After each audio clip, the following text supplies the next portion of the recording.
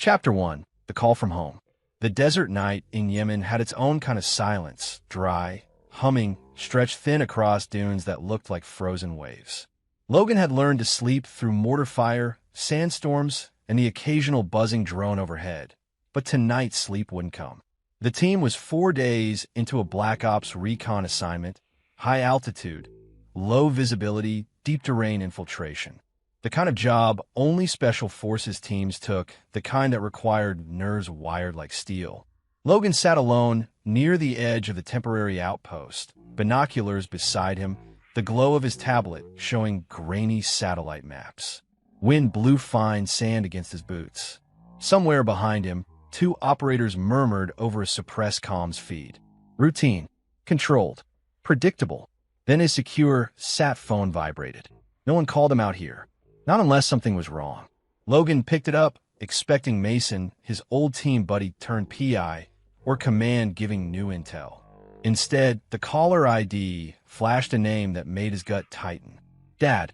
Victor never called unless it was something he could not handle alone. The man had raised Logan on a Marine's principles: endurance, calm, pride, handle your business before asking for help. Logan answered immediately. Dad. Static crackled.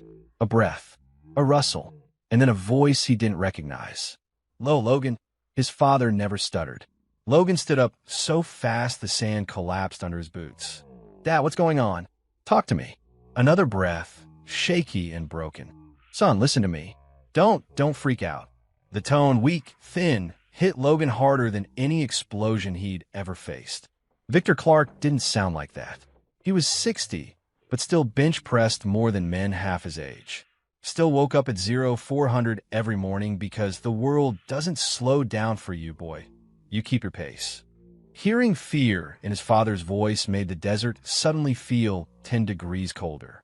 Dad, Logan said, already walking away from the others, putting distance between them. What happened? There was a small groan, like Victor was trying not to let the pain through, but failing. I'm at the hospital. Logan's heart thudded once hard. Hospital? Why? What happened to you? A pause. The longest 3 seconds of Logan's life. Something's wrong with my arm. Wrong how? Broken. Victor inhaled sharply, and Logan heard the tremor in it. Logan, it's bad. The world tunneled. Logan saw nothing but the darkness ahead. Broken? His father's arm?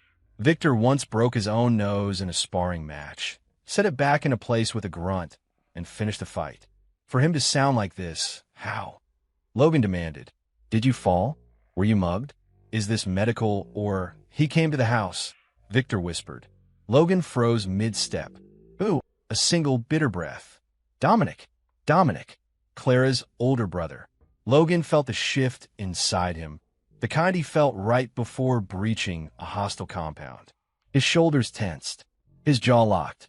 The desert wind seemed to fade away, replaced by the thudding of his pulse.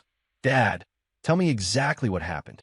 Victor swallowed, the mic picking up the sound like a tremor. He showed up looking for money, said Clara told him, static cut in. Logan clenched his fist around the phone. Dad? The signal wavered back. Said Clara told him, I know where you keep your emergency funds. I told him no. Told him that wasn't my business, that he needed to talk to you. Logan's blood turned to ice. And then, he asked, his voice going flat, controlled. He got angry. Another groan slipped out. Victor tried covering it with a cough, but failed. I thought he'd calm down.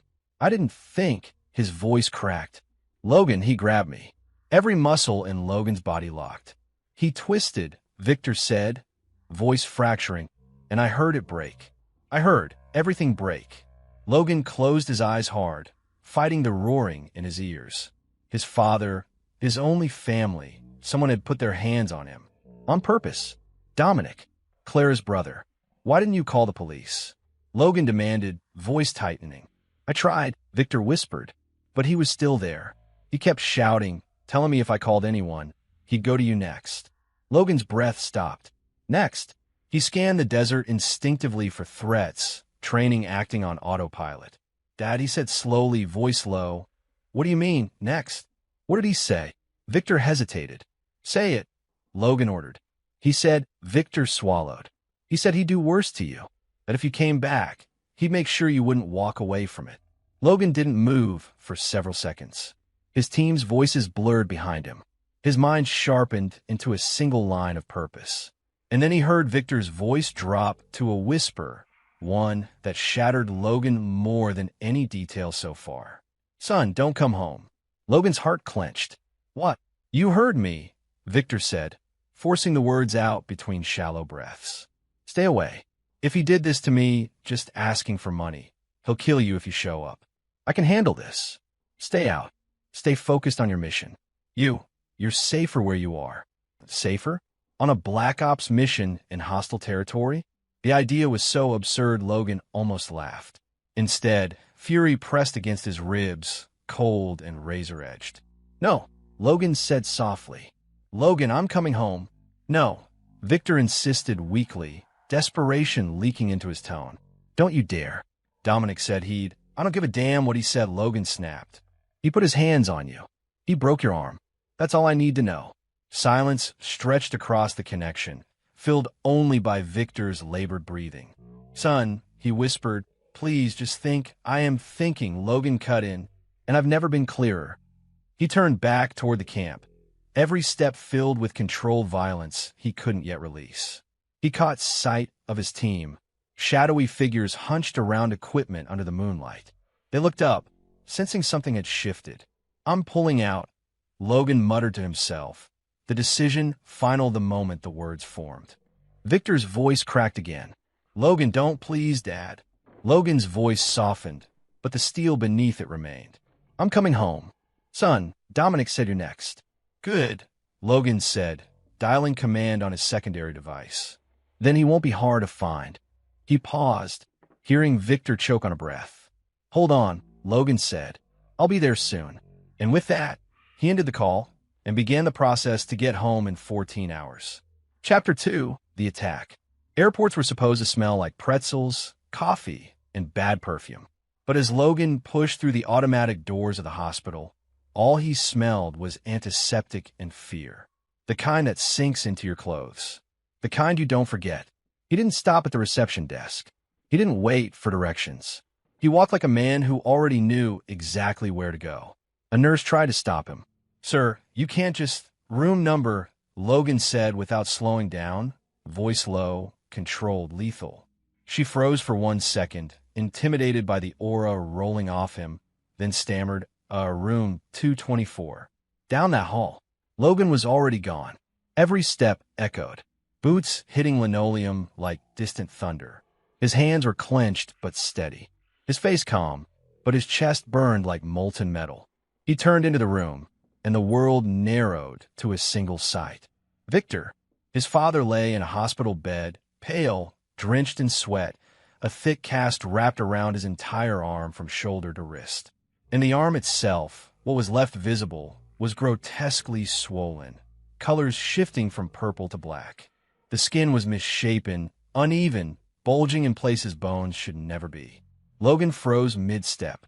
He had seen bodies torn apart by IEDs, limbs twisted by explosions, soldiers mangled by shrapnel. But this was his father, the man who taught him to tie his boots, the man who never missed a single school event, a single graduation, a single deployment send-off.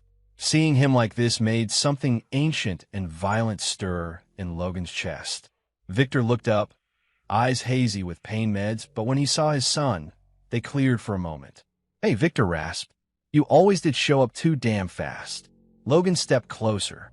"Dad, what did he do to you?"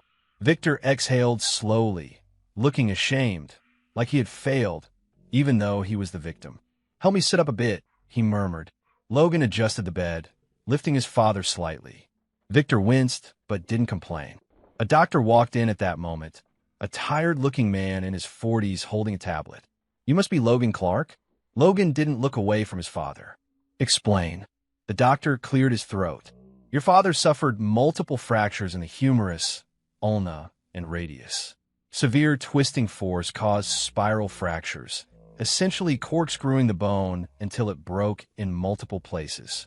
Victor flinched at the description. Logan's jaw twitched. "Will he recover?" Logan asked, voice flat. The doctor hesitated. He'll regain function, but full recovery may not be possible. He may never have the same strength or full mobility. Logan slowly turned his head toward the doctor. Are you saying someone twisted his arm until it shattered? The doctor swallowed hard. Yes, this wasn't a fall. This wasn't an accident. Someone exerted deliberate, prolonged torque. It's brutal. Brutal hardly covered it. It was torture. The doctor left quietly, sensing he'd said enough. For a full minute, Logan didn't speak. The rage inside him didn't explode. It condensed hard, sharp, like a blade being forged. Finally, he asked, "Tell me everything." Victor closed his eyes as if the memory itself hurt as much as the injury. "He came looking for money," he whispered. "Dominic," Logan said, but it wasn't a question. Victor nodded once. He said Clara owed him, owed his family, owed for debts. "I tried calling you, but you were deployed. He said you weren't picking up fast enough." Logan's pulse hammered, but he kept his breathing steady. "He asked if I knew where you kept your emergency cash stash," Victor continued. "I told him no, because it's not my place, and it's none of his business." He didn't like that answer. Logan moved closer, resting a hand carefully near his father's uninjured shoulder. "What did he do, Dad?" Victor's voice cracked. "He grabbed me." Logan closed his eyes just once because if he didn't, he might put his fist through a wall. "I told him to leave," Victor whispered. "Told him to get out of my house before things got worse. But he stepped closer, saying you owed him, saying Clara promised you'd pay." A humorless, broken sound escaped Victor, half a laugh, half a sob. "I'm 60, he murmured. "I'm strong for my age, but he's a damn bulldozer." Before I could react, he clamped down on my arm. Victor lifted his good hand, showing the spot near his elbow. "He twisted," Victor said, looking sick, hard, and kept twisting. I felt the bone go. Heard it, like breaking branches. All of them, one after another. Logan's throat tightened. "Dad," Victor blinked rapidly, fighting tears. I screamed. I couldn't help it. Haven't screamed like that since combat. He gave a brittle smile. "Guess I'm not as tough as I used to be." "You survived raising me," Logan said quietly. "That already made you tougher than most." Victor's mouth twitched in a faint smile that vanished as quickly as it had come. He leaned in after breaking it. Victor murmured. Said next time he'd break my neck if I didn't pay up. Then he said, Victor shook his head, a tremor of fear passing through him. He said you were next. Logan felt the temperature in his veins drop. Not heat. Cold. Deadly, controlled cold. The same cold he felt before taking down hostile guards. Before breaching explosives. Before stepping into a kill zone. Victor saw the shift and put his good hand on Logan's forearm. "Son," he whispered, "don't do anything stupid. Please." Logan looked into his father's eyes that had seen decades of service, sacrifice, and hardship, and he spoke softly, with a calm that was almost frightening. "I'm not doing anything stupid," he said. "I'm doing what needs to be done." Victor exhaled shakily, a defeated sound. Logan straightened, his posture sharp, military precise. His face went blank, unreadable cold. Dominic hadn't just hurt his father. He'd crossed a line that could never be uncrossed. And Logan's rage didn't flare hot like fire. It settled deep, hard, icy. A soldier's rage, a son's rage. Victor whispered, eyes watering, "Logan, please." But Logan didn't respond. He didn't have to. His father could already see it etched in his expression, in the way his jaw was set, in the way his hands were no longer trembling. Something inside Logan had gone silent. Something deadly. Something that didn't forgive. Chapter 3, Clara's Confession. The door to the hospital room slammed open so hard the hinges rattled. "Logan!" Clara's voice cracked through the quiet like a whip. She stumbled inside, hair a mess, mascara streaked down her face, breathing fast like she'd sprinted from the parking lot. Her hands shook as she clutched her purse, eyes darting between Logan and the sight of Victor lying in the bed. "Oh my God!" she choked, stumbling forward. "Oh my God, Victor, what happened? Who did this to you?" Victor's gaze slipped away. Logan didn't answer her question. He simply straightened slowly from where he'd been standing beside the bed, his shadow stretching across the floor. Clara's eyes locked onto him. "Logan, I came as soon as I heard, she babbled. I didn't know it was this bad. No one told me. If I had known, stop, Logan said quietly. Clara froze mid-breath. Logan stepped closer, one slow, controlled step at a time. His face was calm. Too calm. The kind of calm Clara had seen in him only once before, when a guy tried grabbing her at a bar 2 years ago. Logan hadn't even touched the man. He just looked at him the same way he was looking at her now, like he was stripping the truth clean from her bones. What Logan said, shoulders square, voice low. Did you tell Dominic? Clara blinked. What do you mean? One more lie, Logan warned, and we're done talking. Clara's eyes filled instantly with tears.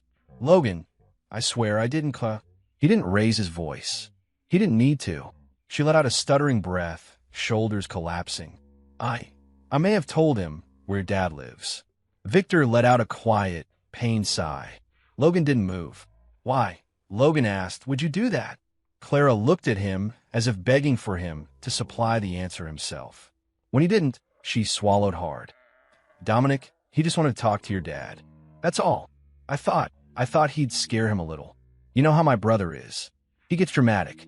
He exaggerates. Logan stared at her, the silence so thick it made her tremble. Scare him, Logan repeated, voice flat. A 60-year-old man. My father. I didn't think he'd touch him, she cried.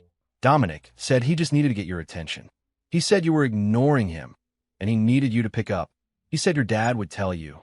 Scaring an old man is how he gets my attention. Logan cut in sharply. Clara's lip trembled. I thought it was harmless. I didn't know he'd actually hurt him. I swear I didn't. Victor looked away again, jaw tightening with shame and pain. Logan folded his arms over his chest. You didn't know? Or you didn't care? Her eyes shot wide. What? How can you even say that? Of course I care. Then why? Logan asked evenly. Did you tell him where my father lives? Clara opened her mouth, closed it, opened it again, struggling. He needed money, she whispered finally. He said he needed it immediately. That was my fault. I messed things up. Logan narrowed his eyes. What did you mess up? She flinched. Hard. Nothing. Just Clara. The warning in his tone broke whatever flimsy composure she had left. She burst into tears, hands covering her face, shoulders shaking violently. I borrowed money, she sobbed. I borrowed money for Dominic. I didn't tell you because you'd be mad at him and you'd be mad at me, and I didn't know how to explain it. He lost it. He gambled it. He promised he'd pay me back. And then he said he'd lose his legs if he didn't pay it back in 2 days. Logan felt something deep inside him sink and settle cold. You used my money, he said, not accusing, not angry, just stating the fact. You used me. For him. Clara's sobbing intensified. I didn't mean to use you. I didn't have anyone else. Logan stared at her for a long, brutal moment. Why not just ask me, he said quietly. Because you'd say no, she blurted out. Logan's jaw tightened. So you lied instead. I didn't lie, Clara exclaimed. I just didn't tell you everything. That, Logan said, is a lie. She pressed her hands to her head, shaking. Logan, please don't look at me like that. I didn't know what to do. Dominic said if I didn't tell him where your dad lived, he'd go after you. I was scared. I panicked. You panicked, Logan repeated, voice like ice. So you gave a violent man my father's address. Clara sobbed harder. I didn't think he'd really hurt him. I swear on my life, Logan. I thought he'd yell a little, make some threats, maybe scare him into telling you to call Dominic. You thought using my father was easier than being honest with me. Clara covered her face again. Please don't say it like that. Victor shifted painfully in the bed. Clara, he murmured, you put me in danger. You put him in danger. Clara turned to Victor desperately. I thought I was helping. Dominic said he'd fix everything if you just betrayed us both, Logan said quietly. She froze. Her eyes snapped toward Logan, wide, horrified. No, I didn't betray you. Logan, you're twisting this. Logan laughed once, but there was no humor in it. Only disbelief. Clara, my father's arm is broken in 4 places because of a man you sent to his door. Clara stumbled back like he'd struck her. Please, she whispered, voice hollow, don't don't call the police. Please don't do that. You don't understand what Dominic's dealing with. You'll ruin everything. Logan didn't blink. Dominic ruined everything. No, she insisted desperately, grabbing his arm. No, Logan, please. It was a mistake. A stupid mistake. But you love me. We can fix this. Just don't go to the police. Don't press charges. Dominic will calm down once he knows we're not escalating. He slowly pulled his arm from her grip. Clara froze. Logan, she whispered, voice trembling. He looked at her the way a soldier looks at someone who's already dead. Emotionless. Cold. Done. It's over, Logan said. Her mouth fell open. What? This relationship, he clarified. Us. All of it. It ends here. Her hand dropped to her side. Tears streamed silently down her face. Logan, you don't mean that. I do. Please, she begged. I made a mistake. You made a choice, Logan corrected. And I'm making mine. Clara shook her head violently, stumbling backward toward the door as if the room itself was rejecting her. Logan, please don't do this. Logan didn't answer. He didn't have to. The moment was already finished. The relationship was already dead. Chapter 4, the investigation begins. Logan had always believed that fury was loud, a wildfire of emotion that screamed through the body. But now, sitting at the kitchen table across from Mason Hale, he realized true fury was quiet, tight, surgical, like the silence right before an explosion.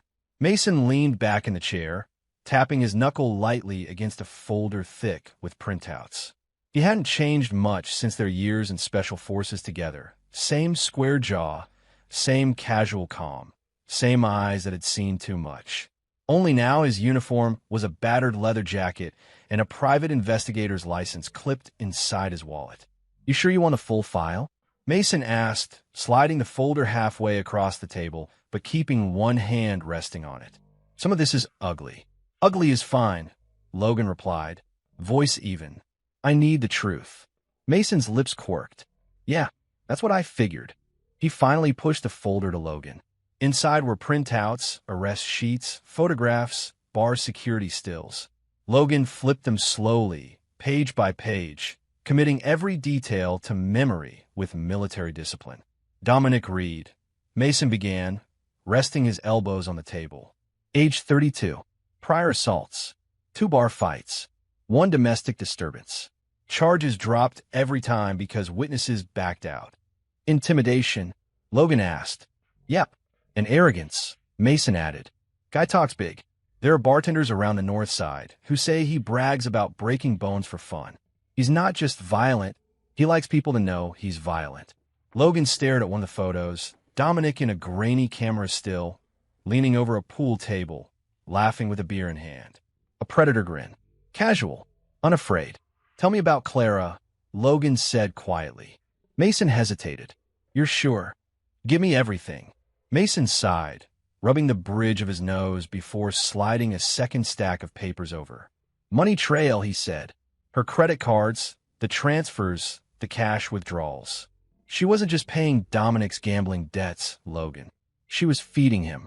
Constantly. Logan read through the bank statements, line after line. Hotel rooms, bar tabs, Cash App transfers to a second name he didn't recognize until Mason said, That's Dominic's burner account. Logan felt his jaw tighten. She told me she was saving for nursing school. I know, Mason said, sympathetic but firm. She wasn't. He flipped another page. More receipts. More lies.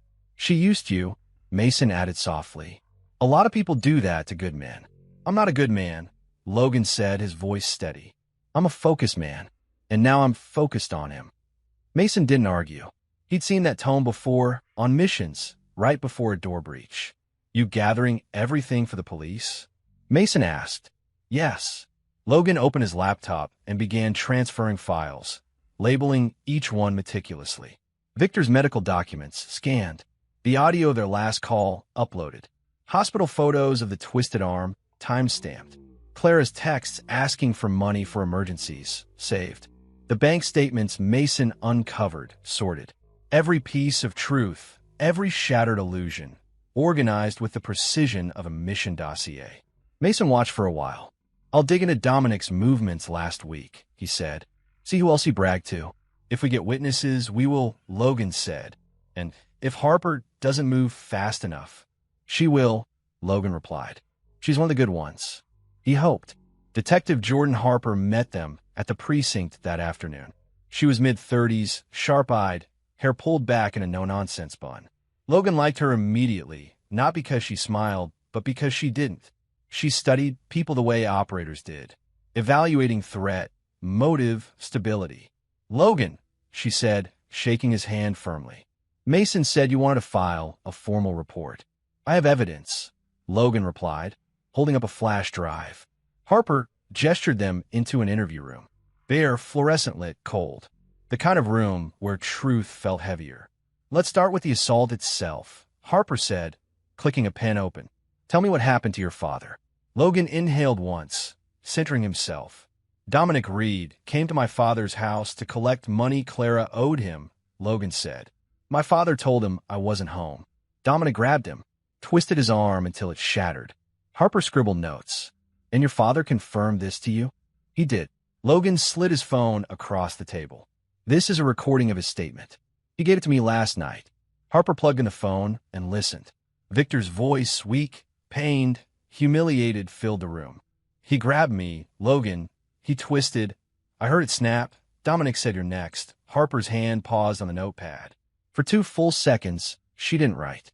Then she said, that's enough for probable cause on assault with intent to maim. Logan nodded once. Harper continued. You mentioned financial extortion tied to Clara. I brought the documentation. Logan slid a folder across the table. Bank transfers. Messages. Statements from Mason's investigation. She opened the folder, skimming the pages. Her brow furrowed deeper with each line. This is substantial, she admitted. Frankly, more complete than what most private investigators provide. Military habit, Logan said. I can see that, she replied, a faint hint of respect in her voice. Harper flipped another page. These messages from Clara show knowledge of Dominic's activities. She told him where my father lived, Logan said. She admitted that to me directly. Do you have that recorded? Yes. He handed her the second audio file, Clara's voice frantic, guilty, panicked. I thought he'd only scare him a little, Logan. I swear. I didn't think he'd. He said he just needed leverage. Don't go to the police, please. Harper exhaled slowly. That puts her directly in the chain. Accessory to assault. Possibly conspiracy. Charge her with whatever is lawful, Logan said evenly. I'm not offering mercy. Harper nodded. Understood. She pushed back from the table and stood. I'm preparing the warrant application. With what you've provided, the judge should approve it quickly. Mason grinned at Logan. Told you Harper was sharp. Sharp isn't enough, Logan said quietly. I need thorough. Harper turned, already gathering documents. Don't worry, she said. I'm not half-assing this. From what I've seen, your father deserves full justice. Logan nodded, once in appreciation. She opened the door. Sit tight. I'll be back after I submit the request. And just like that, Detective Harper stepped out, closing the heavy metal door behind her, leaving Logan and Mason alone with the cold fluorescent lights and the beginning of something irreversible. Chapter 5, Setting the Trap. Logan had staged the apartment with the same precision he once used preparing safe houses overseas. Minimal clutter, clear lines of sight, everything placed intentionally, every variable accounted for. 2 cameras were mounted openly, one above the bookshelf, the other near the kitchen archway, visible enough that no one could claim ignorance later. The microphones were paired to them, their soft red LEDs glowing steadily. This wasn't an ambush. It was documentation. He checked his phone. 5:58 p.m. Clara would be on time. Panic made her punctual. Dominic would be late. Ego made him predictable. Logan stood in the center of the living room, hands in his pockets, expression relaxed. Calm, neutral, not masking emotion, simply operating without it. A knock. Rapid, shaky. Clara. He opened the door to her already teary face. She wore a thin sweater and makeup that looked hastily applied, eyes swollen from crying. The moment she saw him, she flinched like she expected him to slam the door in her face. Logan, thank you for letting me come, she whispered. You're here to talk, Logan said. That's all. She stepped inside, hugging herself. Her eyes immediately darted toward the cameras. You're recording us? Yes. She let out a small breath through her nose, half shock, half acceptance. She didn't protest. Of course she didn't. She'd been caught in too many lies to challenge evidence now. Dominic's on his way, she said quietly. He said he wants to clear things up. Logan's eyebrow barely lifted. Does he? Before she could respond, a heavy knock rattled the door. Clara jumped. Logan didn't move. He opened the door. Dominic Reed walked in like he owned the place. Hoodie, jeans, smug grin, eyes full of casual cruelty. He didn't acknowledge Logan first. He smirked at Clara, kissed her cheek, then finally turned to Logan. Damn, Dominic said. Soldier boy's actually home. Logan closed the door quietly. Dominic's eyes flicked to the cameras. What's this? A reality show? Transparency, Logan replied. Dominic laughed. Man, you really are military. Everything by the book. He dropped onto the couch, sprawling like a king on a throne. Clara stood behind him, wringing her hands, whispering, Dom, just be careful what you say. I'll say whatever the hell I want. Dominic snapped without looking at her. Then he turned to Logan again. So, you said you wanted to talk. Logan took a seat opposite him. I want to hear your side. Dominic brightened, puffing up. My side? Easy. Your old man should have minded his business.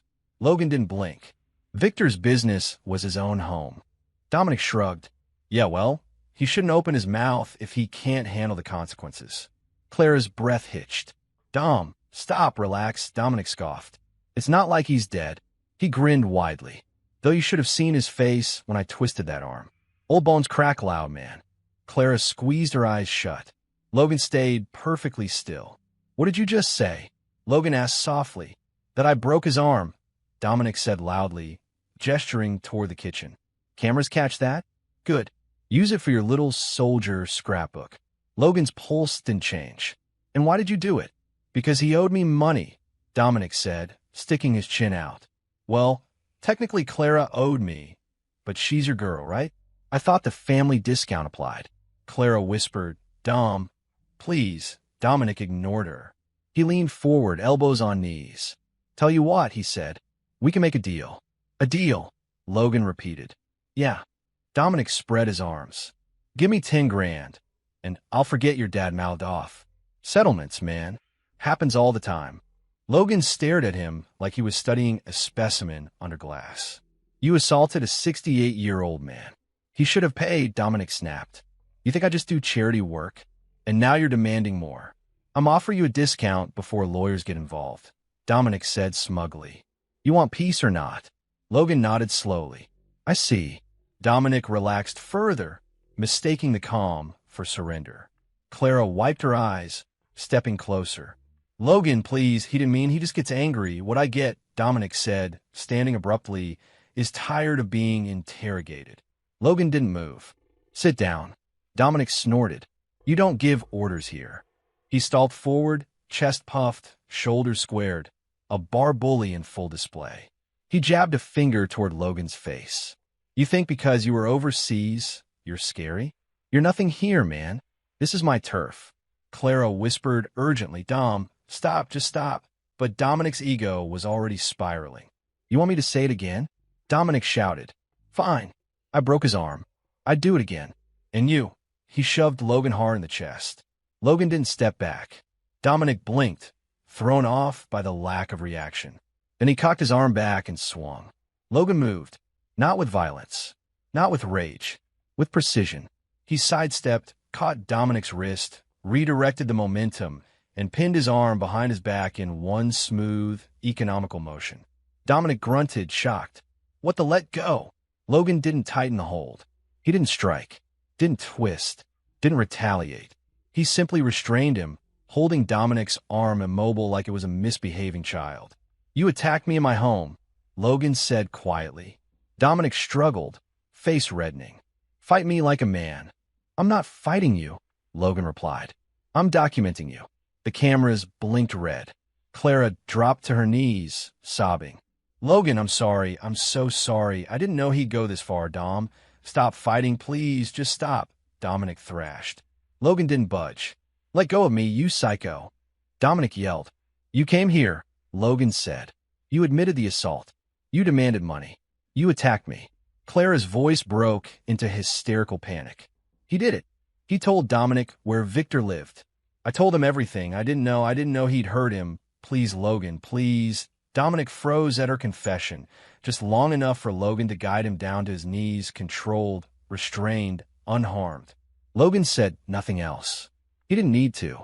The cameras had caught everything, and the noose was tightening. Chapter 6, The Threat That Seals It.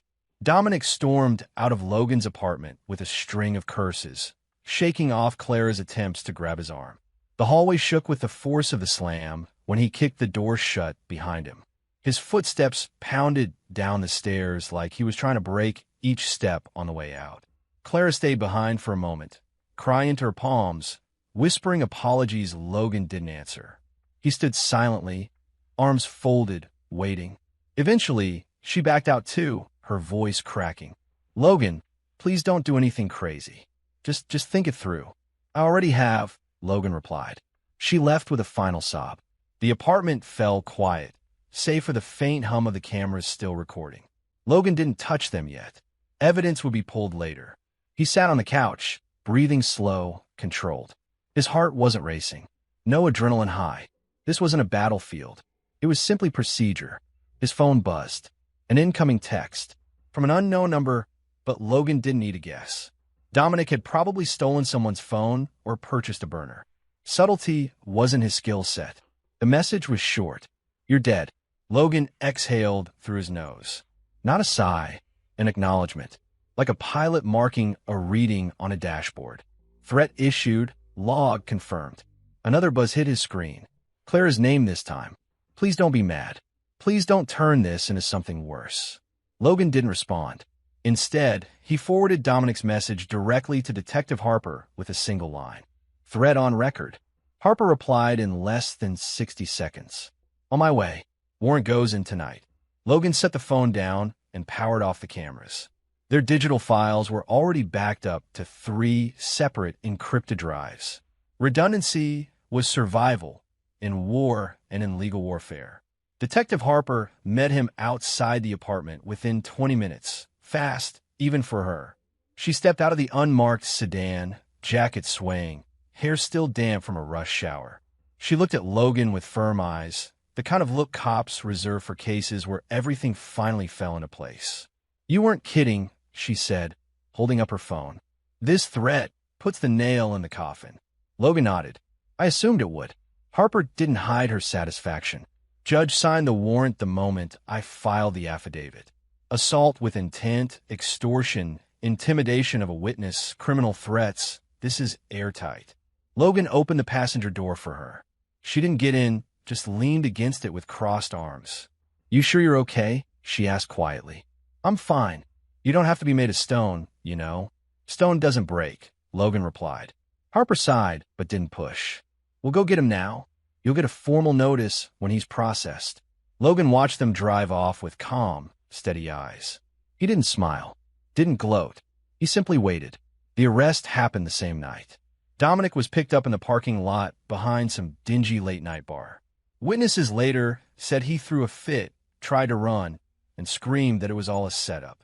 The officers handled him with the same professional patience Logan had shown earlier, except they didn't have to stay quite as gentle. By morning, Dominic was booked. By noon, Logan received confirmation. Bail set at $50,000. Harper forwarded the update along with a note. Family can't pay. He stays. Logan sent back a single word. Understood. He didn't celebrate. He didn't cheer. He took a long sip of coffee in his dim kitchen and stared out the window at the street below. Cars passed. Life continued.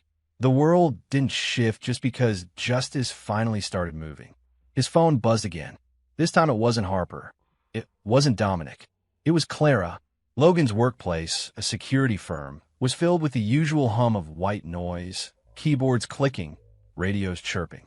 His co-workers didn't crowd him, even though they knew something was happening. Logan wasn't the type you interrogated. You gave him space. That morning, the receptionist approached him with a tight expression. Logan, your ex is here. He didn't even look up from his monitor. Which one? The one from the hospital. Clara. And she wasn't alone. By the time Logan stepped into the lobby, Clara and her mother were already standing near the front desk. Clara's eyes were swollen and red. Her mother, a woman with the kind of brittle posture that suggested a lifetime of emotional storms, looked equally distraught. The moment they saw Logan, they both sprang into pleading mode.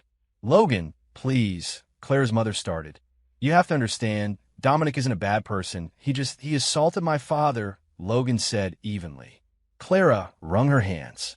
I swear if you just talk to us first. I did talk, Logan replied. Both of you lied. Her mother stepped closer, voice cracking. He'll lose everything. Logan's expression didn't shift. He made that choice, not me. Clara grabbed his forearm. Logan, please, we're begging you. Don't let them lock him up. He panicked. He didn't know what he was doing. He knew exactly what he was doing. Clara's desperation grew frantic. If you drop the charges, we can fix this. We can compensate you. Logan cut her off. I'm not negotiating with the people who orchestrated an attack on my father. Her mother gasped as if she'd been slapped. Clara teared up harder. Do you hate me now? Clara whispered. No, Logan said. I don't hate you. I just don't trust you. That hurt her more than any insult could have. But then something inside her snapped, twisted by fear and humiliation. She straightened sharply, eyes narrowing into something sharper. Fine, she spat. If you won't help, I'll make sure everyone hears what kind of man you really are. Logan raised an eyebrow. You're threatening me. I'm warning you, she hissed. People believe victims. They'll listen to me. Logan stepped closer, voice low and controlled. If you fabricate a single accusation, I will add defamation and harassment to the case file. And unlike Dominic, I have evidence for everything I do. For the first time, Clara froze. Her mother paled. Logan didn't raise his voice, didn't break posture. He simply delivered the truth. If you want to salvage anything left of your life, he said quietly, walk away. And finally they did. Clara broke down, crying in the parking lot as her mother guided her back to the car. Logan watched them leave without a flicker of emotion. Behind him, the receptionist whispered, You okay? Yes, Logan said. Everything is exactly where it needs to be. Chapter 7. Preparing for War, the trial build-up. The weeks that followed felt less like time passing and more like a war campaign gathering momentum. Every day had a mission. Every hour had a purpose. Logan treated the legal process exactly the way he treated a military operation. Collect intel, secure allies, prepare the battlefield, and eliminate uncertainty. No emotion, no hesitation, just discipline. 1. Building the case. Logan's lawyer, Rebecca Cho, was a sharp, relentless woman with a voice soft enough to disarm you and a mind sharp enough to tear you apart. She spread folders across her conference table as she spoke. Logan, what you've already collected gives us a strong foundation, she said, flipping through printed screenshots of Dominic's texts, including the death threat. Then the photos of Victor's swollen, twisted arm. Then the medical imaging. But we need to prepare for the defense, trying to spin this. Logan nodded. Spin what? That Victor provoked him, she said. Or that it was accidental. Or that Dominic was intoxicated and didn't mean to twist with force. He meant every inch of force, Logan said. Cho smiled faintly. I agree. But we don't win because we believe it. We win because we prove it. She slid another folder his way. This is where Mason comes in. 2. Mason gets to work. Mason always worked with a quiet, wolf-like professionalism. When Logan met him at the diner, a small, half-empty place with flickering lights, Mason already had a manila envelope waiting on the table. Logan. He nodded once. I've got your boy. Logan took a seat. What did you find? Mason slid the envelope across. Inside were printed statements, audio files on a USB, screenshots of social media posts, and written declarations signed under penalty of perjury. Dominic's a talker, Mason said, sipping his coffee. After he cracked your father's arm, he bragged about it all over town. told a bartender he folded an old man like laundry, told a coworker he showed that pensioner some real power, and at a pool hall, he reenacted the twist. Logan's eyes went cold. Reenacted. Grabbing a pool cue, Mason confirmed, pretending it was a forearm. Several witnesses saw. Logan took a slow breath, controlled tight. Not rage.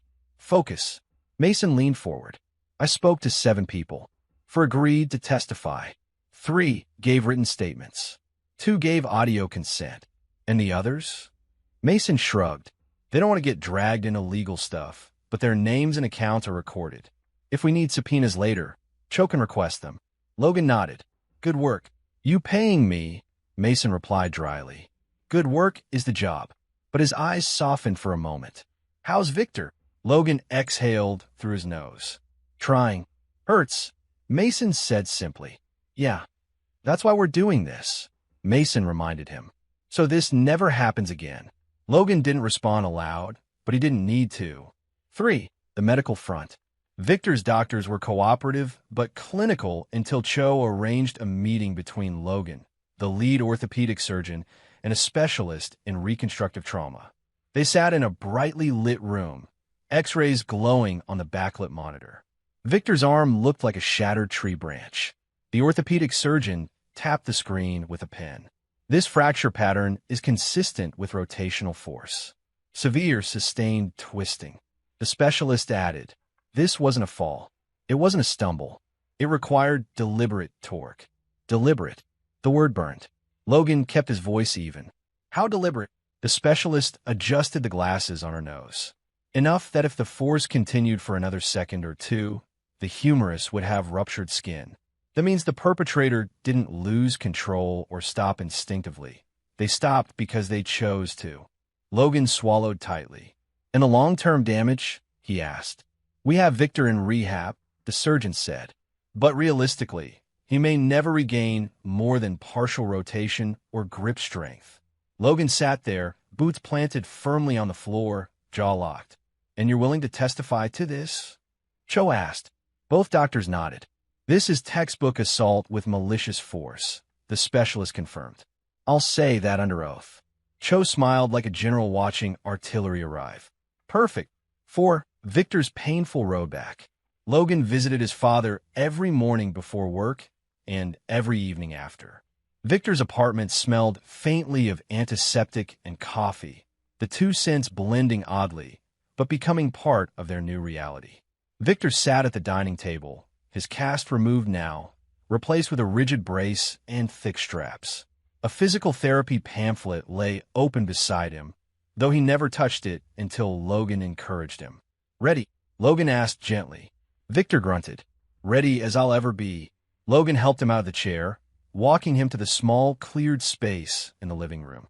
A soft mat lay on the floor, along with the resistance bands the therapist had ordered. Victor lifted his arm an inch. He winced instantly. Logan stayed beside him, but never grabbed him without permission. Slow. Breath first. Victor inhaled shakily. Then again. Then he lifted his arm another inch. A sharp hiss escaped him. His face twisted in pain. Dad, I've got it. Victor snapped, more at the pain than at Logan. Logan nodded, staying supportive but quiet. Victor trembled as he moved the arm again, this time trying to rotate it slightly. He barely rotated 5 degrees before groaning, God damn it. He let his arm fall, grabbing onto Logan's shoulder for balance. I'm sorry, Victor muttered. You don't apologize for healing, Logan said softly. Victor looked at him. You're doing all this, building the case, proving everything. But I don't want you thinking you have to fix me. I'm not fixing you, Logan replied. I'm making sure he pays for what he chose to do. Victor swallowed, eyes softening. You always were the stubborn one. Logan smirked faintly. I learned from the best. They continued the exercises, Victor trembling, sweating, cursing, pushing through microscopic improvements that felt like miles. Watching his father fight against pain fueled Logan in a way nothing else could. Every wince, every strained breath, every small victory hardened his resolve. This wasn't revenge. This was duty. 5. The final push before trial. As the weeks stacked up, evidence piled higher. Audio files, statements, photos, medical reports, police logs, surveillance footage, printed texts, timestamps. Cho had it all arranged in organized binders. "One thing's clear," she told Logan in her office. "We're not walking into a trial blind." Logan crossed his arms. "Good." She looked up at him. "You're driving this case harder than most victims' families." "What?" Logan thought of Victor's wince during rehab, the tremble in the hand that used to lift him as a kid, the quiet grit his father always carried. "Because he deserves justice," Logan said. "And that," Cho replied, "is exactly what we're building." Chapter 8, Courtroom Firestorm. The courthouse buzzed with a kind of electricity that felt thick enough to taste fear, anticipation, anger, and the quiet hum of 20 lives colliding with the truth. Logan walked through the entrance with the steady stride of a soldier who had seen worse battlefields, but still felt the weight of this one. This wasn't some foreign desert or insurgent compound. This was his father's pain, his former lover's betrayal, and a monster's arrogance, all converging under fluorescent lights. Victor walked beside him slowly, his sling showing the jagged outline of an arm that might never work the same again. Each step made him wince, but he held his chin high. "You got this, son," Victor murmured. Logan put a steadying hand on Victor's shoulder. "We both do." Inside, Dominic sat at the defense table like he belonged there, leaning back, jaw tight, eyes sharp with performative innocence. His mother rubbed his back, whispering prayers. Clara sat on the opposite side of the aisle, twisting tissues between her fingers as if wringing water out of guilt. Judge Riggs entered, stern and unmoving. This court is now in session. The trial began with the prosecutor, Jensen, stepping forward. "Ladies and gentlemen of a jury, this case is simple. Victor Hale was attacked, brutalized, and left with life-changing injuries because the defendant, Dominic Kerr, believed violence was his right. Today you will hear exactly how far he went." Dominic's attorney countered with polished confidence. "My client was defending himself. Victor Hale fell. Accidents happen. The so-called confession is a manipulated conversation meant to frame him." Logan's jaw flexed, but he stayed still. The medical firestorm. The first witnesses were the orthopedic surgeons. Dr. Leland, a tall man with silver hair, approached the stand. "Dr. Leland," Jensen began, "described the injuries." The doctor placed X-rays on the display monitor. The image of Victor's arm looked like shattered glass. "These fractures," the doctor said, pointing, "are spiral fractures. They require rotational force. In simpler terms, someone twisted his arm. Hard. This was not a fall." Dominic shifted, jaw clenching. "And the likelihood of full recovery?" Jensen asked. "Maybe partial, but full? Very unlikely." Victor's breathing hitched. Logan laid a steady hand on his father's knee. "And the force required?" Jensen pressed. "Extreme force. Intentional. Someone meant to break this man." Murmurs rippled across the courtroom. The recordings. Next came the moment Logan had been waiting for. Jensen pressed play. Dominic's voice filled the courtroom, smug, loud, unedited. "Old man shouldn't talk back. I twisted that twig of an arm until it sounded like snapping firewood." Gasps echoed. Then Clara's voice, shaky. "Please, please stop. Logan will know." Dominic laughed on the recording. "Let him. The soldier boy thinks he's scary. I'll deal with him too." Logan watched Dominic's face drain of color.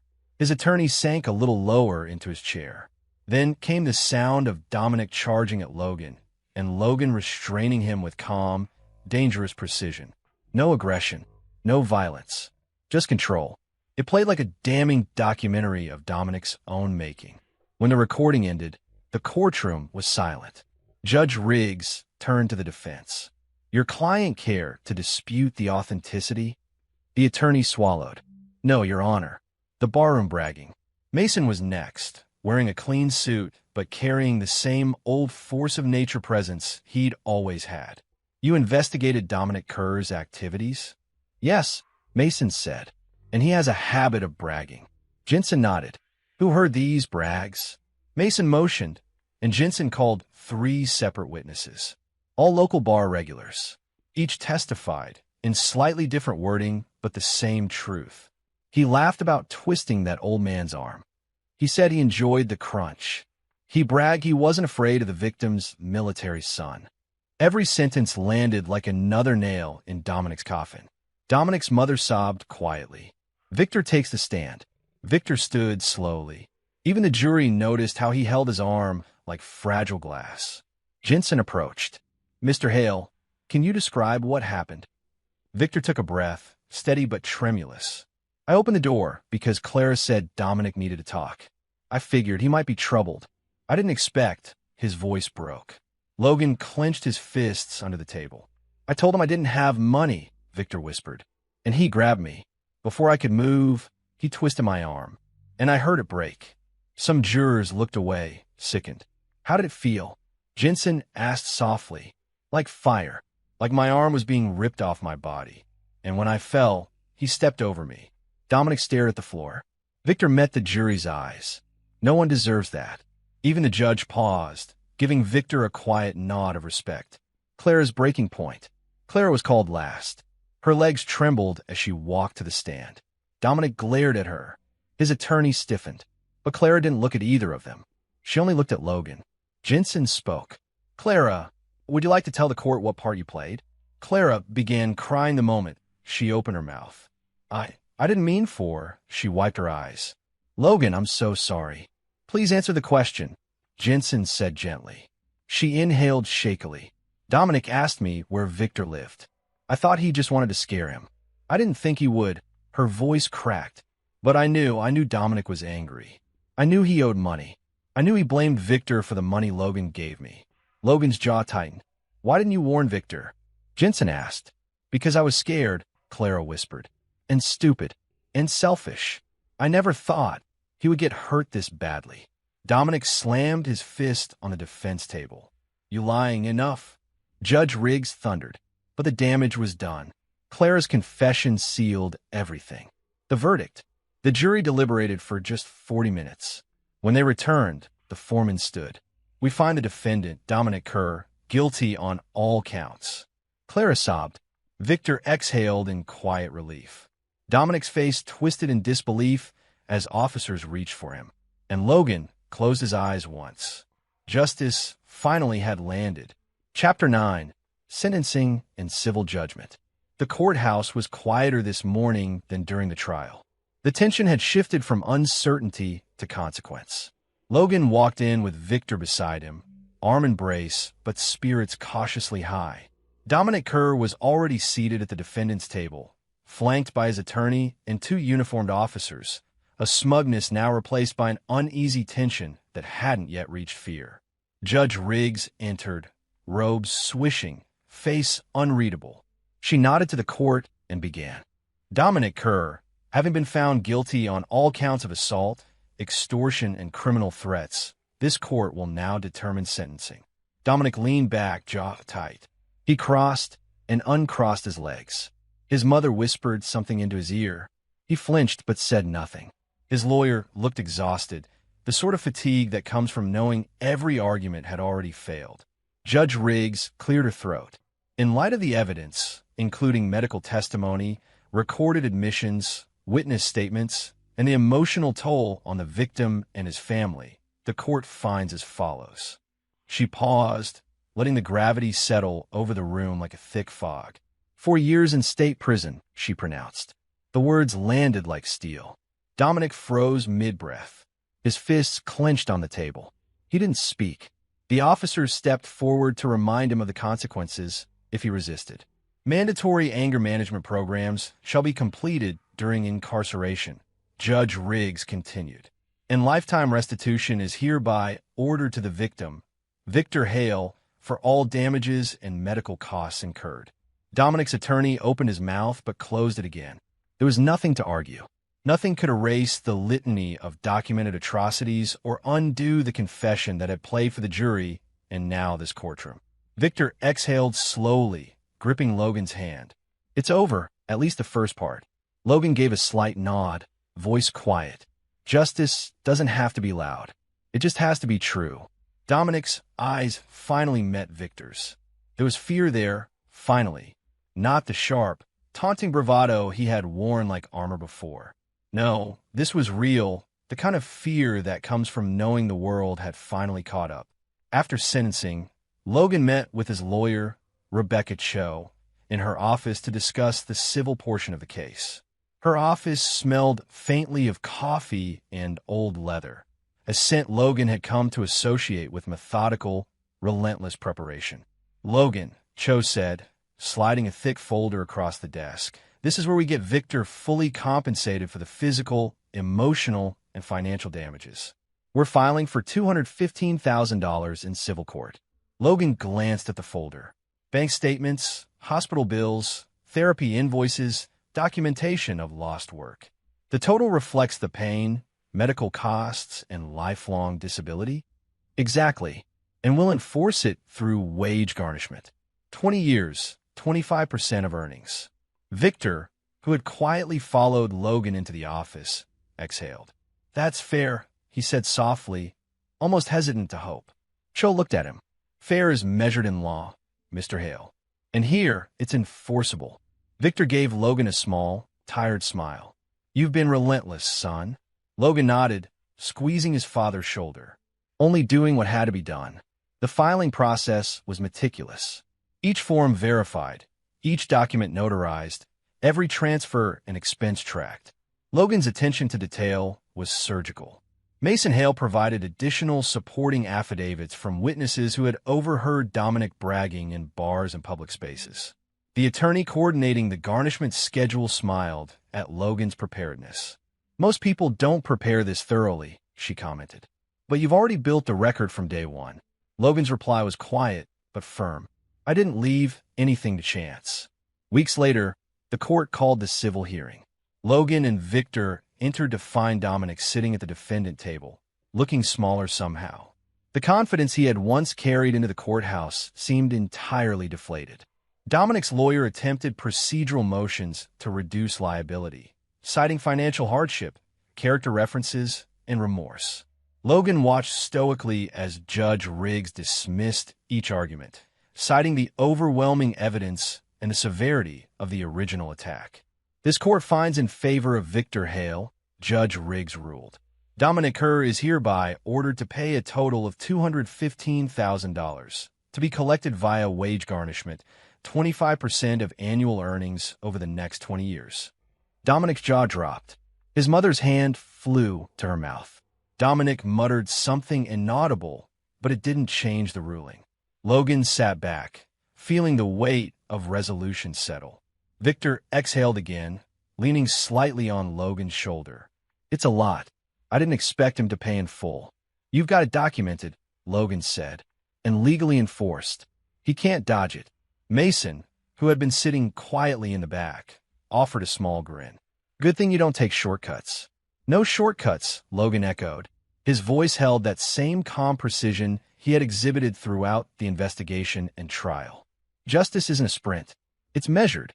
Dominic glared at Logan, helpless now, a man reduced by consequence. He didn't speak. He couldn't. All of his threats, all of his arrogance, all of his delusions of control had been dismantled in meticulous, patient precision. Victor placed a hand over Logan's, gratitude and pride shining through his pain. "You did this," he said softly. "Every single step." Logan shook his head. "We did this. Together." The courtroom emptied slowly, officers leading Dominic away to begin serving his sentence. Logan remained seated for a moment, taking in the silence, feeling the echo of finality in the empty spaces. There was satisfaction, yes, but tempered with the quiet weight of reality. The recovery would be long, and the healing incomplete. The money, the legal victories, the prison sentence, none of that erased the damage, but it prevented future harm. Weeks later, Dominic's wage garnishment began. The first deposits were meager, but consistent. By law, 25% of his wages went directly into Victor's account. Logan tracked every payment, every deduction, ensuring the court's orders were enforced without delay. Victor watched, eyes brightening a little each time the deposit appeared. "It's small steps, but they add up." Logan nodded. "Justice isn't about vengeance. It's about preventing anyone from ever thinking they can do this again without consequence." Even as Dominic worked through his sentence and began paying restitution after release, Logan's discipline never faltered. Each document filed, each legal procedure completed, each enforced dollar was another brick laid in the wall of accountability. No shortcuts, no compromises, only precision, patience, and unwavering focus. And in that, Logan, Victor, and even the wounded remnants of their lives found a measure of balance. Chapter 10: Healing and Moving On. The mornings in Victor's apartment had taken on a new rhythm. The sharp scent of antiseptic mingled with the faint aroma of coffee brewing from the small kitchen. Logan often arrived first, quietly setting up the mat and resistance bands that had become a permanent fixture in the living room. Victor would shuffle into the space slowly, brace secured, a grimace masking the effort it took to lift his arm even an inch. "You ready today?" Logan asked, voice calm but sharp, eyes tracking every micro-movement. Victor grunted, "As ready as my broken body allows." He lifted the arm tentatively. A sharp stab of pain shot through him, and he hissed. "Remember the breathing," Logan instructed, adjusting his father's grip on a resistance band. "Control, not force. We're retraining muscles, not testing pain tolerance." Victor's face twisted with frustration. "It feels like I'm starting from scratch every damn day." "You are," Logan said evenly, kneeling beside him. "But you're getting stronger. You're building function back." Victor gave a humorless laugh. "At this rate, maybe I'll manage to lift the coffee cup one day without it hurting like hell." "You'll manage more than that," Logan said, voice firm. "Every inch you gain is a victory." Months passed in measured increments. The early days were brutal. Victor's tremors, sharp shocks of pain, and stubborn frustration clashing with his desire to move faster than his body allowed. Logan was relentless, but patient, coaching every micromotion. Wrist rotations, gradual extension, controlled grip exercises. Slowly, methodically, Victor's arm began responding. By 9 months, he could lift a cup, turn a doorknob, and even manage light household chores. Logan estimated conservatively Victor had regained about 75 to 85% of his pre-injury function. It wasn't perfect, but it was progress, and for a man of his pride and grit, it was monumental. At the same time, Logan began volunteering part-time, helping veterans navigate complex legal issues. The experience had been inspired by watching his father struggle to get restitution and understanding the frustration veterans faced when systems failed them.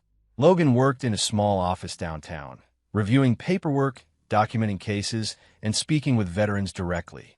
"Thank you, Logan," one client, a retired Army sergeant, said as they finished reviewing medical records. "Most lawyers wouldn't give us the time of day. You actually listen." Logan nodded. "I understand what's at stake. Lives are on the line, even if it's just paperwork. It matters." "You're good at this," the sergeant said. "Ever think about doing it full-time?" Logan allowed himself a small smile. "Maybe. For now, this is enough." Meanwhile, Clara's world continued to crumble. The shame of Dominic's conviction and her own involvement in the events that led to Victor's injury left her family fractured. Arguments erupted over finances, old secrets came to light, and friends and neighbors whispered about betrayal and deceit. In the months following the trial, she quietly packed her belongings, leaving only a note behind for her mother. The family's home emptied in silence, the walls echoing the absence of their former pretensions. Arizona became Clara's refuge. The sun-soaked streets and dry air provided distance from the humiliation. Yet Logan knew her absence didn't erase the consequences of her actions. Dominic, meanwhile, began serving his sentence. Letters from him arrived sporadically, penned with clumsy remorse and pale ink. Logan opened the first carefully, reading the words in private. I am sorry. I know I can't undo what I did. I'm trying to understand the harm, though I know it's too late to make it right. Please, maybe one day you can forgive me." Logan didn't respond. He set the letter in a small, labeled box on the shelf with other evidence and correspondence. A quiet record of accountability. He didn't need closure from Dominic. Justice had been achieved in court, and the prison sentence ensured consequences. Weeks later, another letter arrived. Same tone, Same remorse. Logan read it once and placed it beside the first. The letters became artifacts rather than communication, reminders that the man who had inflicted so much pain could do nothing to repair the damage. Amid all this, Paige, Victor's physical therapist, entered their lives in a way Logan hadn't anticipated. Paige was professional, sharp, and patient, the perfect blend of knowledge and compassion. She guided Victor through exercises, demonstrating careful movements and encouraging microprogressions. Logan noticed her approach, the way she spoke to Victor with respect rather than pity, and the quiet confidence she radiated. One evening, after Victor had finished a particularly grueling session, Paige helped him sit and adjusted his brace. "Good work today," she said softly. "You pushed just enough without overdoing it." Victor smiled tiredly. "Feels like my arm might actually listen to me someday." Paige glanced at Logan, who had been standing silently, observing. "You've been incredible, Logan. Supporting him, keeping track of everything. Not everyone has that kind of dedication." Logan shrugged, a faint grin touching his lips. "He's my father. I'm not doing anything special." Paige laughed lightly, warm and genuine. "It's obvious he thinks otherwise." Victor coughed and waved them off, but the shared glance between Logan and Paige lingered, a subtle acknowledgement of mutual respect, trust, and the quiet potential of something more. Weeks passed, and Logan found himself looking forward to Paige's sessions, the way she encouraged progress, the way she laughed lightly when Victor tried to exaggerate minor victories. Gradually, casual conversations grew longer. Small jokes turned into shared coffee after sessions. Logan realized he was no longer thinking about Clara, Dominic, or the trial during these moments. He was thinking about building something positive, something grounded in trust and shared effort. One afternoon, after Victor completed an exercise routine, Paige lingered, gathering equipment. "You know," she said quietly, "if you ever wanted to join me for a coffee outside this chaos, I wouldn't object." Logan paused, measuring his response, then allowed a small, genuine smile. "I think I'd like that." Victor, sitting in a corner, rolled his eyes dramatically. "Finally, someone saying to keep you out of trouble, son." Logan chuckled softly. "Maybe, or maybe just someone who can keep me honest." The healing, both physical and emotional, was ongoing. Victor's arm would never be perfect, but he was functional. Logan had found purpose in helping others. Justice had been served, and in Paige, a new chapter quietly began, one built on mutual respect, patience, and trust rather than betrayal and pain. The story of the past months, the trauma, the trial, the shattered family ties, was now behind them. They were forward-facing, focused on rebuilding, helping, and living fully despite scars, legal battles, and regrets. And for the first time in a long time, Logan felt like the future could hold something better than revenge. Chapter 11. 1 year later. The sun filtered gently through the blinds of Victor's living room, painting slatted lines across the floor where morning light met hardwood. Logan sat in the old armchair, legs crossed, a mug of black coffee warming his hands. Across from him, Victor leaned back in the recliner, his right arm now functional enough to hold a mug steadily, albeit with a slight tremor that reminded them both of the past year's ordeal. Silence filled the room at first, comfortable rather than awkward. It wasn't the kind of silence weighed down by fear or resentment. It was calm, deliberate, a shared space of reflection. Victor broke it with a small, dry chuckle. "You ever think about how different this time last year was?" Logan didn't look up immediately, letting the memory stretch briefly. Yemen, the phone call, Dominic's assault, Clara's betrayal, the hospital, every step replayed vividly, still raw in the edges. He exhaled slowly. "Yeah, different and worse." Victor nodded. "I mean everything. The injury, the trial, the letters from that idiot in prison, the lawsuits, it was a damn storm." He tapped the side of his mug, eyes distant. "I couldn't lift a cup without screaming, couldn't open a door without a struggle. And there you were like a goddamn one-man army managing all of it." Logan's lips twitched in a faint smile. "I'm no hero, just focused. Someone had to make sure it was done right." Victor leaned forward slightly, resting his good arm across his knee. Focused, huh? Focus saved my arm, my life, and maybe even my sanity. And that son of a bitch Dominic, Justice hurt him worse than any revenge I could imagine. Logan sipped his coffee, letting the warmth spread. Justice is precise. Revenge is messy and temporary. The law, the consequences we documented, that's what hit him hardest. Nothing emotional, nothing personal. It's just that he can't escape the results of his actions. Victor studied him quietly. You learned that the hard way, didn't you? Logan shrugged. I've seen both sides. Learn the difference between what feels good and what actually matters. I wanted him to suffer at first, but suffering is chaotic. Justice is clean. Permanent. Victor exhaled, soft and deliberate. The kind of breath a man takes when he's finally ready to release fear he's carried too long. I'm proud of the son I raised alone. You handled everything with grace. Discipline, even when I couldn't. Logan's eyes softened. He set the coffee mug down on the side table, resting his elbows on his knees. I had a good teacher, he said quietly. You made me who I am. Victor laughed gently, a sound that carried relief and pride. And I'll keep saying it, don't forget it. Even when I yell at you for leaving a sock on the floor. Logan chuckled, the sound breaking some of the last tension from a year of struggle. Don't worry. I remember. Your lessons are hard to forget. They lapsed into a companionable silence, broken only by the faint hum of the refrigerator and the occasional creak of the apartment settling.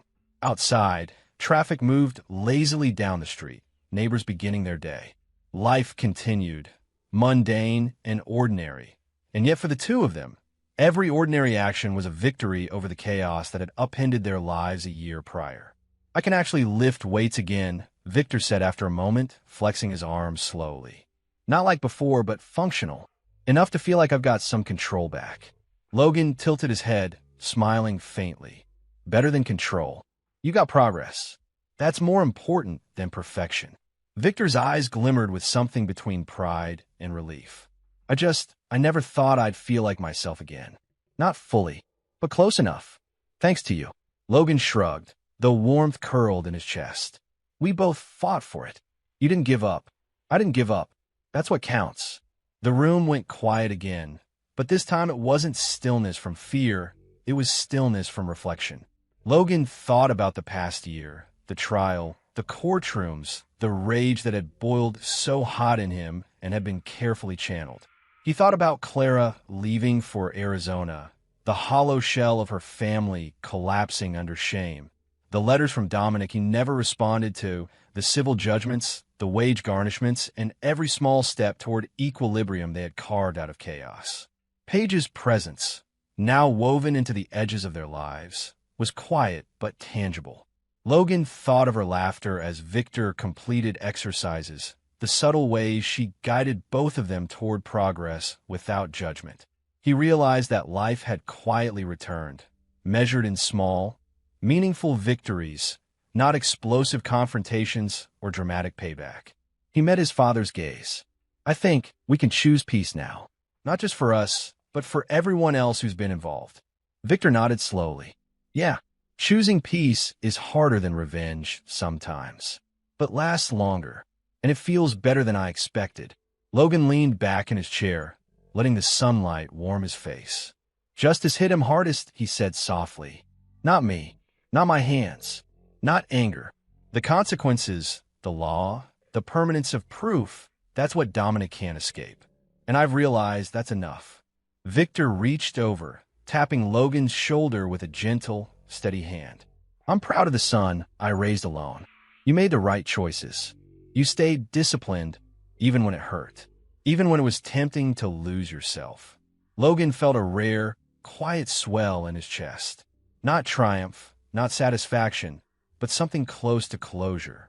Years of training, heartbreak, fury, and meticulous preparation had led to this moment. Sunlight through blinds, a functional arm, a father and son sitting side by side, and the knowledge that justice, not rage, had been the final arbiter.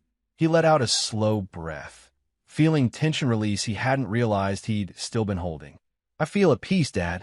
Finally. Victor smiled faintly, pride gleaming in his eyes. "You earned it, and so did we." They sat together in the morning light, reflecting on the storm that had passed, the growth it had forced, and the quiet victories that remained. There was no bitterness, no lingering desire for revenge. Only calm, only presence, only the hard-won understanding that justice had been done, consequences had landed where they should, and life could move forward.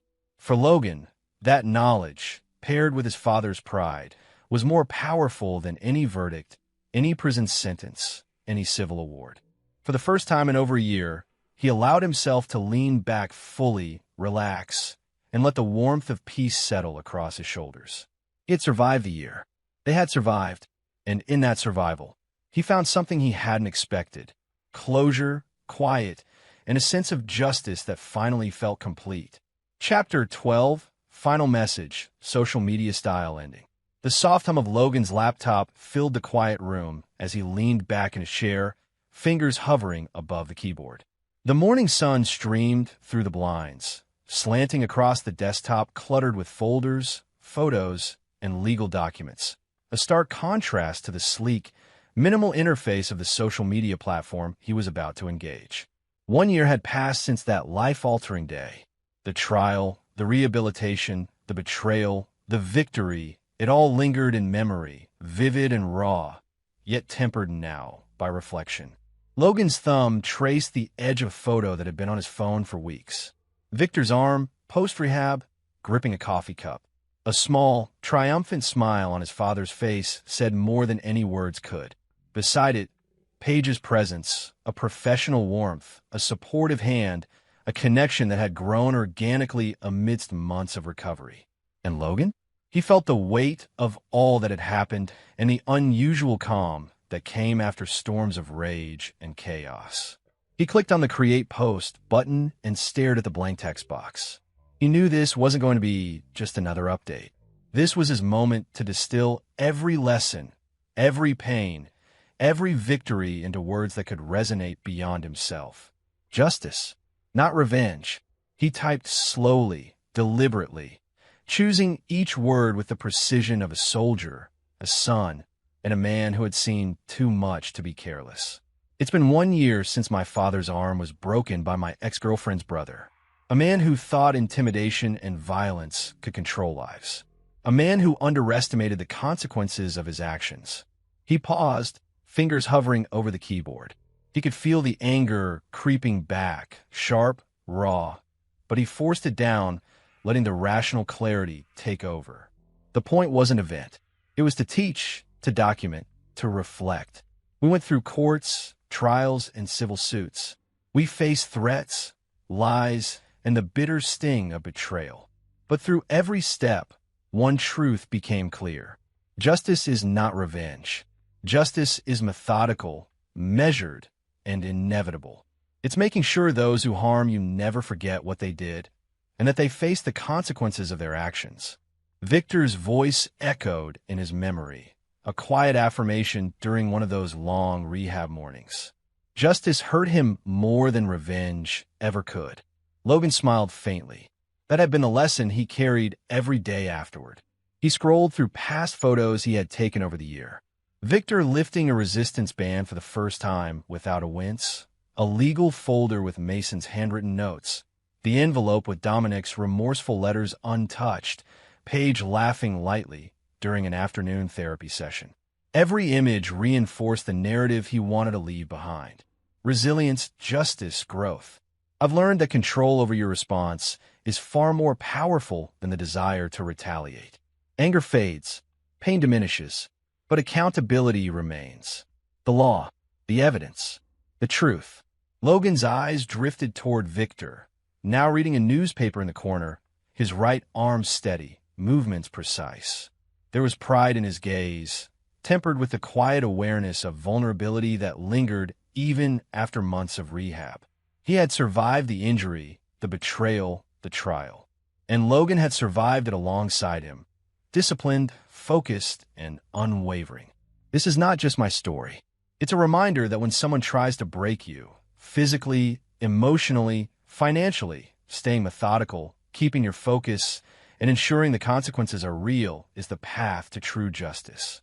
Not revenge, true justice. Logan paused again. He wanted it to feel personal, but also universal. He wanted anyone reading this to feel the weight of his journey, but also see the possibility for their own path through injustice. He added a final reflection. A year later, my father has regained most of his arm function. I found purpose helping veterans with legal struggles. Paige, our physical therapist, has become more than a friend. And Dominic, he's paying for his choices fully as he should. Closure isn't about hatred, it's about ensuring accountability. And for those who hurt you, that is far more lasting than revenge ever could be. Then he leaned back and read it aloud quietly, almost as a test to see if the words carried the gravity he intended. Justice is not revenge. It's making sure those who harm you never forget what they did. Yes, that line held. It was concise, hard-hitting, and true. Logan knew he wanted engagement, not validation, not sympathy, real understanding, real discussion. So he typed the final line in his signature social media confession style. Have you ever faced someone who thought they could harm you without consequence? Comment below. I want to hear your story. Let's talk about real justice. He hovered over the post button for a long moment. Fingers tense, breath steady. And then, with the deliberate certainty of a man who had faced life and death situations and emerged intact, he clicked. The post went live. Within minutes, notifications began trickling in. Shares, likes, and comments from people who had experienced betrayal, injustice, or violence. Some wrote about financial exploitation, others about emotional abuse, some even about physical confrontations like his own. The comments weren't angry. They were reflective, grateful for the perspective that justice could be precise, methodical, and effective without resorting to blind rage. Victor glanced over, brow raised. So, the world sees your rant. Logan smirked. Not a rant. A lesson. And a record. Victor chuckled, shaking his head. Always the soldier, even in cyberspace. Paige entered quietly, noticing the glow of the screen and the subtle shift in Logan's expression, a mixture of calm, closure, and resolve. Looks like you're sharing your story, she said softly. Logan nodded, and hopefully helping someone else see that revenge isn't necessary. Accountability is. Paige smiled faintly, moving closer. That's powerful and honest. People need to hear that. Victor lifted his coffee mug. To the year that tested us, and to the justice that lasted longer than anger. Logan mirrored him, clinking his mug lightly against his father's. To justice. The laptop notifications continued their gentle buzz. Stories, reflections, discussions, messages from strangers who understood the same truth. Logan leaned back in his chair and exhaled slowly, feeling the weight of the past year settle like dust on a shelf, acknowledged, accounted for, and finally resting. He knew the future held challenges, but the lesson remained. Justice, clear, measured, and inescapable, was the ultimate victory. Not revenge, not anger, not satisfaction. True justice endured, and through it, the lives of those who sought to harm him and his family had been irrevocably marked. And in that, Logan felt a sense of resolution he hadn't known he needed. The post was live. The world could see. The message was clear.